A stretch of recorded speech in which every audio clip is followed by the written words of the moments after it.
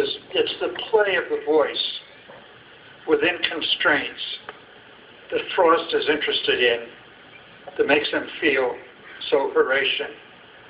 The play of the voice is, in such poems, always part of what the poem's about, what it would like the reader to do, to see, and to hear. I want to start, I want to make very simple points if I can, and make this mainly a reading, mainly of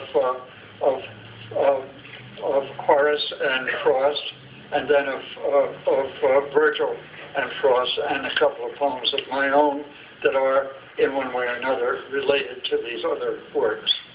I'd like to begin with a famous ode of Horace's to Lucanaway, which Frost writes about and in a way answers in his poem Carpe Diem, which takes its title from a phrase in Horace's poem, to Lucanaway.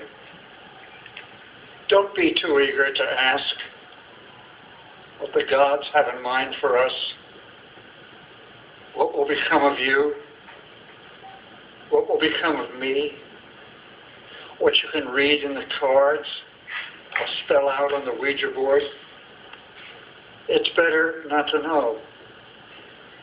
Either Jupiter says this coming winter is not, after all, going to be the last winter you have, or else Jupiter says this winter that's coming soon, eating away the cliffs along the Tyrrhenian Sea, is going to be the final winter of all.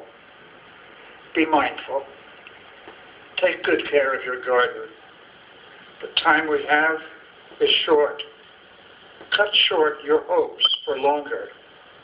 Now, as I say these words, time has already fled backwards away. Lucanaway, hold on to the day. Carpe Diem. And Frost's poem, Carpe Diem. Age saw two quiet children go loving by at twilight. He knew not whether homeward or outward from the village, or chimes were ringing churchward. He waited, they were strangers, till they were out of hearing, to bid them both be happy, happy, happy, and seize the day of pleasure. Seize the day, Carpe Diem, and seize the day of pleasure. The age-long theme is ages. 'Twas age imposed on poems their gather roses burden, to warn against the danger that overtaken lovers from being overflooded with happiness should have it, and yet not know they have it. But bid life seize the present. It lives less in the present than in the future always, and less in both together than in the past. The present is too much for the senses, too crowding, too confusing, too present to imagine. And this is very different.